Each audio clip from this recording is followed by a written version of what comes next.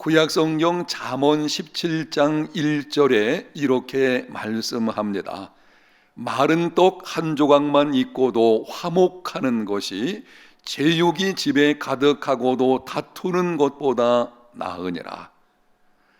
가난하여 마른 떡 한 조각만 있어도 화목하게 사는 것이 부요하여 산에 진미를 쌓아놓고도 다투는 것보다 낫습니다.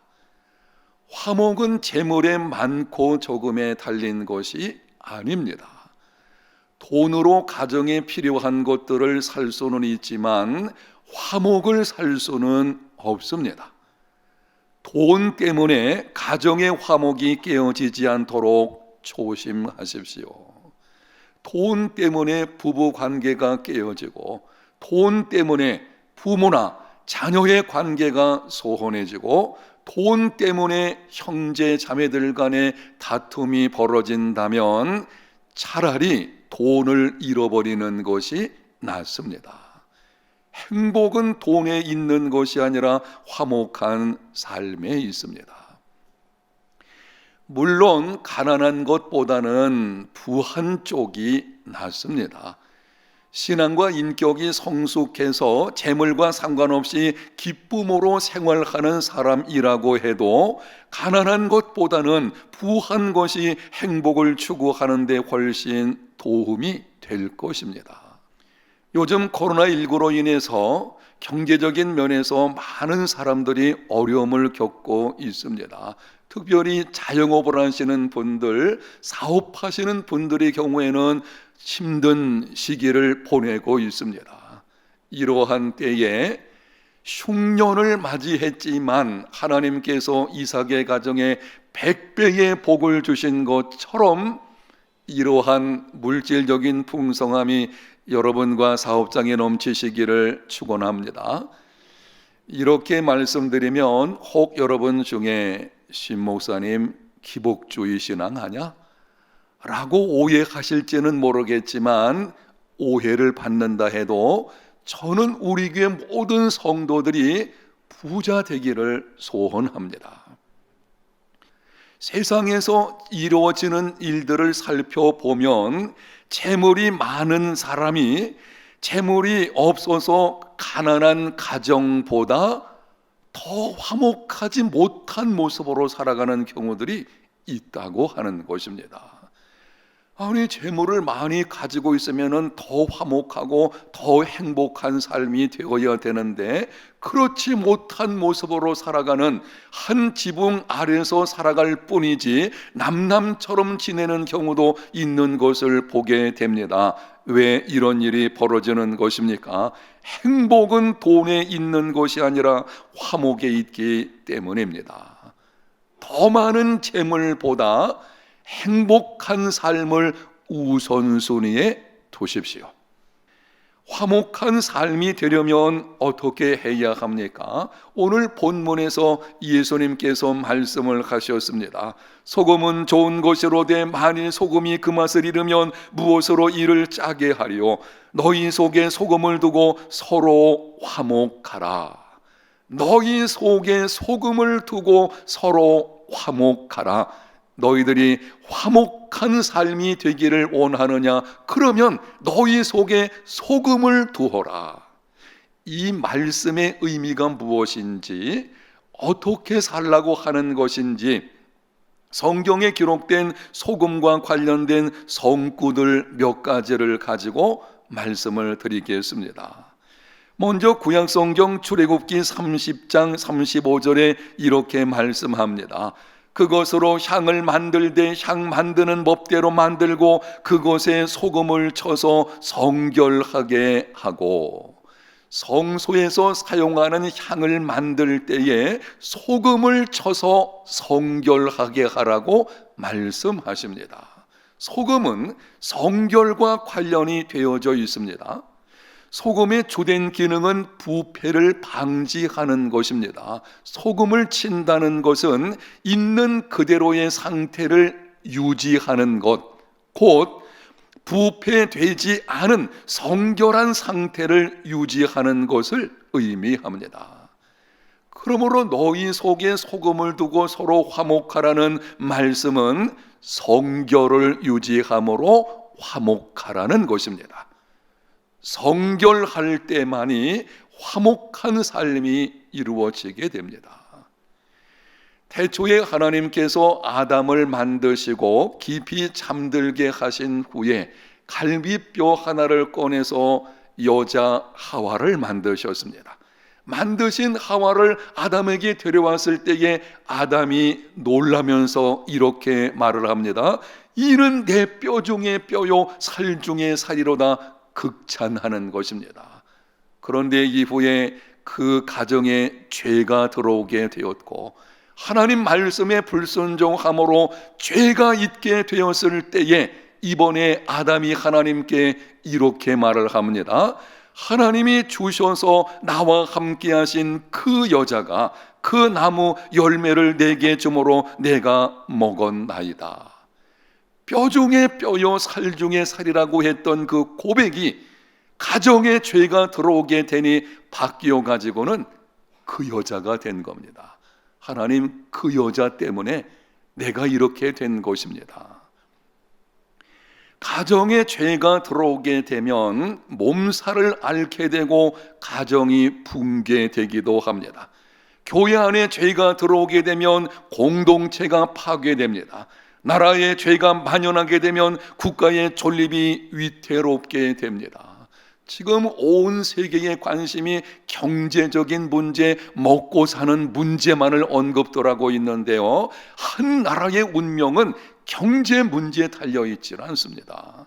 가난한 나라라고 해서 그 나라가 사라지는 것이 아닙니다. 한 나라의 흥망성쇠를 결정하는 것은 도덕성에 있습니다. 죄가 만연하게 되면 나라가 나라답지 못하게 되어지고 그러면 심각한 문제는 일어나게 되는 것입니다.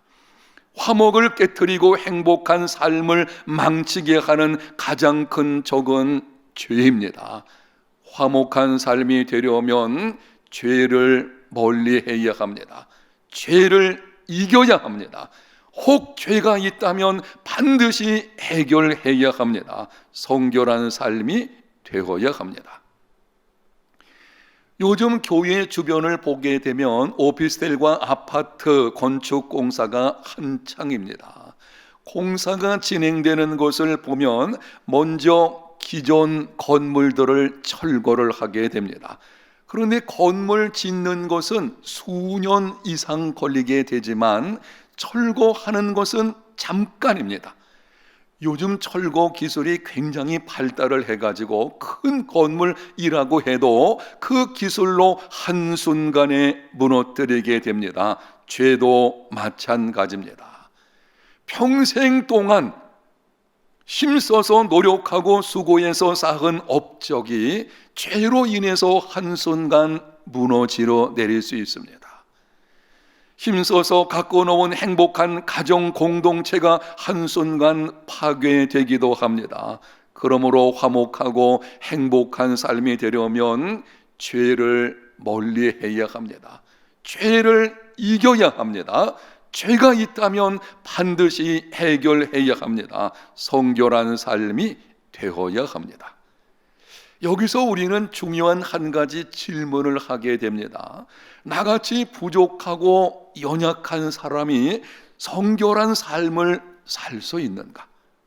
성결, 그러면은 괜히 마음에 부담스럽지 않습니까? 내가 어떻게 이런 삶을 살 수 있나? 의문이 생기기까지도 합니다.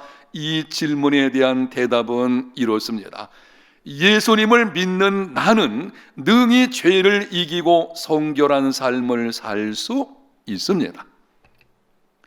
예수님 믿기 전에 나는 죄를 짓지 않을 수 없는 상태였습니다. 죄에서 벗어날 수 없는 죄의 종노릇하는 자였습니다. 하나님의 법에 굴복하지 아니할 뿐 아니라 할 수도 없는 자였습니다. 죄와 죄의 비참 가운데 살다가 정죄의 심판을 받고 영원한 지옥의 형벌을 받아 마땅한 자였습니다. 그런데 예수님을 믿고 난 후에 나는 죄를 짓지 않을 수 있는 상태가 되었습니다. 예수님을 구세주로 영접했을 때에 우리에겐 놀라운 변화가 찾아오게 되어지는데요, 예수님 믿기 전에는 죄를 짓지 않을 수 없는 상태가 되었어요. 그 상태 속에서 그냥 죄의 종로로 타다가 영원한 멸망을 당한 운명인 것입니다. 그런데 예수님을 믿고 난 이후에는 죄를 짓지 않을 수 있는 상태가 된 것입니다. 내 안에 계신 성령으로 말미암아 능히 죄를 이길 수 있는 사람이 되었습니다. 사도 바울이 갈라디아 교회들에게 보내는 서신에서 분명하게 말씀을 합니다. 너희는 성령을 따라 행하라. 그리하면 육체의 욕심을 이루지 아니하리라. 내 힘과 노력만으로는 되지 않습니다. 결심으로도 안 되고 지혜로도 되지 않습니다. 그러나 성령을 따라 행하면 육체의 욕심을 이루지 않게 됩니다. 예수님 믿는 저와 여러분 속에 지금도 성령께서 함께 계심을 믿습니다. 모든 믿는 자 속에는 성령께서 함께 하십니다. 성령은 보혜사이십니다. 우리를 돕기 위해서 와 계신 분이십니다. 범사의 성령을 인정하고 성령의 도우심을 구하고 성령의 인도하심을 따라 살아가는 삶이 되시기를 바랍니다. 그리하면 죄를 이겨낼 수 있고 성결한 삶을 통해 화목한 삶을 이루어낼 수 있습니다. 다음 소금과 관련해서 레위기 2장 13절에 이렇게 말씀을 합니다. 내 모든 소제물에 소금을 치라. 내 하나님의 언약의 소금을 내 소재에서 빼지 못할지니 내 모든 예물에 소금을 드릴지니라. 하나님은 소제물을 드릴 때에 반드시 소금을 치라고 하셨습니다. 그리고 그것을 언약의 소금이라고 말씀하셨습니다. 소금은 부패를 방지하고 그 맛을 지속시키는데 절대 필요한 생활 필수품입니다. 그러다 보니 고대로부터 계약을 체결하고 그 계약을 확증할 때에 계약 당사자들이 소금을 먹었습니다. 계약을 한 후에 서로 소금을 먹음으로 인해서 이 계약이 앞으로 변개되지 않고 지속될 것이다 라고 하는 약속을 서로가 갖게 된 것입니다. 소금은 불변성을 의미합니다. 하나님께서 소제물에 소금을 치라고 하시며 언약의 소금이라고 하시는 것은 하나님의 언약의 신실성과 불변성을 나타내는 것입니다.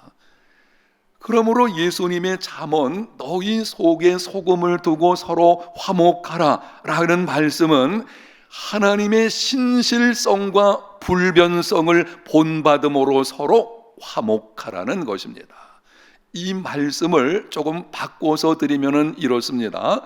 변함없는 신뢰 관계가 있어야만 화목을 이룰 수 있다는 것입니다. 인간 관계에서 기초는 신뢰입니다. 어떤 책에서 이런 말을 보았는데요. 소중한 관계의 99%는 기본을 지키지 않을 때 깨진다.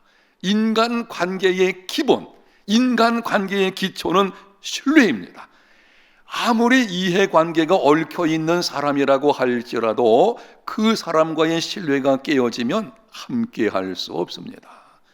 평생 하나님 안에서 약속을 지키겠다고 굳게 결심한 가정생활에서도 부부 사이의 신뢰가 깨어지게 되면 갈등이 찾아오게 될 것이고 그 갈등이 깊어지면 심각한 일은 일어나게 되는 것입니다. 모든 공동체 속에서 마찬가지입니다. 제가 목회를 하면서 속상했던 일들 가운데 하나는 아주 오래전에 부교역자 한 사람이 계속 거짓말을 한 것입니다. 신방을 다녀오지 않았는데 보고서에 신방 다녀왔다고 기록을 했습니다. 한술 더 떠가지고는 다른 교역자들에게 내가 그 가정에 가서 이렇게 저렇게 많은 대접을 받고 왔다고 말을 합니다. 알고 보니 거짓말입니다. 몇 번을 그렇게 하니 조용히 불러서 확인을 했습니다. 그리고 제가 말했습니다. 우리 교회에서 나가 주셔야 되겠습니다. 결국 사임하게 됐습니다. 거짓말은 신뢰를 깨트리게 되고, 신뢰가 깨어지면 믿을 수 없으니 결국은 함께 할 수 없는 것입니다. 가정에서도, 직장에서도, 사업장에서도, 사회생활에서도 거짓 행하지 마십시오. 거짓은 처음에는 잘 되는 것 같지만 나중에는 인생을 무너지게 합니다. 정직은 처음에는 손해를 보는 것 같지만 결정적인 순간에 형통하게 됩니다. 그래서 우리 교회 표를 보게 되면 자신에게 정직하며 라는 말이 들어가 있죠. 하나님을 경외하라, 자신에게 정직하라, 그리고 이웃을 사랑하라. 이 정직의 문제는 먼저는 하나님 앞에서 정직해야 될 것이고, 그리고 자신에게도 정직해야 되고 이웃에 대해서도 정직해야 합니다. 그때 신뢰 관계가 이루어지게 됩니다. 주일학교 다니는 어떤 아이가 엄마에게 물었습니다. 엄마, 거짓말이 더 나쁜 죄인가요? 아니면 도둑질 하는 것이 더 나쁜 죄인가요? 엄마가 말하기를 둘 다 나쁘지. 아니요, 둘 중에 어느 것이 더 나쁘냐고요. 엄마가 대답을 합니다. 도둑질이 더 나쁘지. 아이가 말합니다. 엄마 틀렸어요. 도둑질은 훔친 물건을 되돌려 줄 수 있지만 거짓말은 되돌려 줄 수 없잖아요. 거짓말은 인간관계의 기초가 되는 신뢰를 깨트리는 심각한 죄입니다. 유명한 인도의 간디가 이렇게 말을 했습니다. 내가 한마디 거짓말을 해서 내가 평생을 바쳐 살아가는 이 나라가 독립이 된다 하더라도 나는 거짓말을 할 수 없다. 간디는 자기 생명을 자기 나라에 바친 사람이었어요. 그런데 그가 하는 말이, 내가 한마디 거짓말해서 우리나라가 독립된다고 해도 나는 그렇게 할 수 없다. 거짓말로 세워진 나라, 공의의 기반 위에 세워지지 않는 나라는 망할 수밖에 없기 때문입니다. 오늘날 보게 되면 입을 열면은 국민을 위한다고 하면서도 거짓말을 밥 먹듯 하는 정치가들, 믿을 수 없는 사람들입니다. 우리가 잘 분별해야 할 것입니다. 신뢰감을 주는 사람, 믿어줄 수 있는 사람이 되어야 화목을 이룰 수 있습니다. 오늘 말씀을 듣는 저와 여러분, 우리 모두는 정말 다른 사람들이 볼 때에 당신은 믿을 수 있는 사람이야 라고 하는 증거를 받는 인생이 되시기를 축복합니다. 그때의 신뢰가 쌓이게 되어지고요, 그 쌓은 신뢰가 화목을 이루어내게 되는 것입니다. 골로새서 4장 6절에는 이렇게 말씀을 합니다. 너희 말을 항상 은혜 가운데서 소금으로 맛을 냄과 같이 하라. 그리하면 각 사람에게 마땅히 대답할 것을 알리라. 화목을 위한 언어 생활에 관한 말씀입니다. 소금이 맛을 내려고 하면 다른 것에 들어가서 녹아져야 합니다. 소금이 뿌려졌는데 녹지 않고 그대로 있다? 그러면은 음식 맛을 내게 할 수 없습니다. 소금을 쳐서 음식 맛을 내게 되면 사람들이 소금이 맛있다 그렇게 말하지 않습니다. 여러분이 음식을 만들지 않습니까? 거기에 소금을 칩니다. 소금 치지 않으면 맛이 없죠. 소금 쳤을 때에 맛이 나게 됩니다. 그런데 그 음식을 먹을 때에 참 소금 맛있다 그렇게 말하지 않거든요. 음식 맛있다 이렇게 말을 하게 되는 것입니다. 무엇을 보여주는 것입니까? 소금은 자신이 희생됨으로 다른 것을 맛내게 하는 것입니다. 그러므로 너희 말을 은혜 가운데서 소금으로 맛을 냄과 같이 하라는 이 말씀은 자신의 생각과 고집을 내려놓고 다른 사람을 세워주는 말, 다른 사람의 짐을 지는 말, 배려하는 말을 하라는 것입니다. 어떤 마을에 두 집이 있었습니다. 한 집은 부부와 5 자녀가 있어서 7 식구가 살고 있었고, 다른 집은 자녀가 하나이기 때문에 3 식구가 살고 있었습니다. 그런데 7 식구가 사는 가정은 늘 화목했습니다. 웃음이 넘쳐 흘렀습니다. 그런데 3 식구가 사는 집에는 늘 다툼이 벌어지고 큰 소리가 나고, 한 번은 3 식구 집 가장이 7 식구 집 가장을 찾아가서 물었습니다. 아니, 우리 집은 3 식구밖에 안 되는데 삶이 다툼이 많은데 어떻게 7 식구가 살면서도 화목하고 웃음소리가 끊이지를 않는 것입니까? 7 식구 집의 가장이 대답을 합니다. 우리 집은 못난 사람들만 있기 때문입니다. 우리 집에서 누군가가 컵을 깨트리게 되면 컵을 깨트린 사람이 내가 잘못했습니다 말을 합니다. 그러면 그 말을 듣고 가정 식구들 가운데 다른 사람이 내가 거기에 컵을 두어서 깨진 것이니 내 책임입니다. 우리 가정에서는 모든 식구들이 이렇게 말합니다. 그러자 3 식구 집 가장이 고개를 끄덕이면서 말을 합니다. 우리 집은 반대입니다. 무슨 일이 생기면 상대방 탓으로 돌립니다. 왜 조심성이 없느냐? 왜 그런 곳에 두었느냐? 왜 나만 야단치느냐? 소리를 질렀습니다. 오늘 귀한 교훈을 받고 돌아갑니다. 오늘 말씀을 듣는 여러분 가정은 어떻습니까? 여러분 가정에서 가족 중에 한 사람이 실수를 했을 때에 여러분은 어떻게 하십니까? 내 책임이야. 손가락을 들어서 자신을 가리키십니까? 아니면 너 때문이야, 당신이 문제야, 다른 사람을 가리킵니까? 내 책임입니다. 내가 잘못했습니다. 은혜 가운데서 소금으로 맛을 내는 가정입니다. 너 때문이다, 내가 문제야, 다른 사람을 공격하는 가정, 콱 소금을 뿌려야 됩니다. 한번 따라 합시다. 콱 소금 뿌려야 된다. 여러분, 하나님께서 사람을 만드실 때 혀를 부드럽게 만드셔서요, 지금 우리가 가지고 있는 혀가 부드럽습니다. 그런데 사람이 교만해지게 되면 혀가 뻣뻣해집니다. 상스러운 말, 상처 주는 말, 공격하는 말들이 그 입에서 나오게 되어지죠. 그 뻣뻣해진 혀를 어떻게 하면 부드럽게 할 수 있겠습니까? 콱! 뭘 뿌려야 돼요? 소금 뿌려야 돼요. 뻣뻣한 배추에다가 소금을 뿌리면 아주 노글노글해서 부드럽게 되는 것을 보게 됩니다. 바로 여기서 이 말씀을 하고 있는 것입니다. 내가 죽어야 한다는 것이죠. 내가 죽으면 내 안에 그리스도께서 살게 되고, 내 안에 그리스도께서 살게 되면 나의 언어 생활도 변화되고 나의 삶이 변화되는 것입니다. 화목한 삶을 살려고 하면 우리의 언어 생활이 바뀌어져야 되는데요, 우리의 말에 소금을 쳐서 맛내게 해야 됩니다. 로웰이라는 사람이 사람을 살리고 세상을 바꾸는 위대한 6마디를 이렇게 말을 했습니다. 첫 번째는 우리, 두 번째는 감사합니다, 세 번째는 가능하다면, 네 번째는 당신의 의견은 무엇입니까? 다섯 번째는 당신이 잘하셨습니다. 여섯 번째는 내가 잘못했습니다.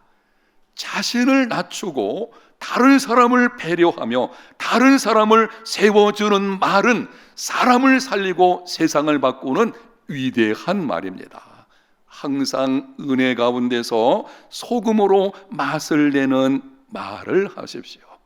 사랑하는 성도 여러분, 이 혼란한 시대에 우리는 어떻게 살아야 하겠습니까?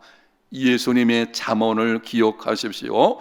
너희 속에 소금을 두고 화목하라. 너희 속에 소금을 두고 화목하라.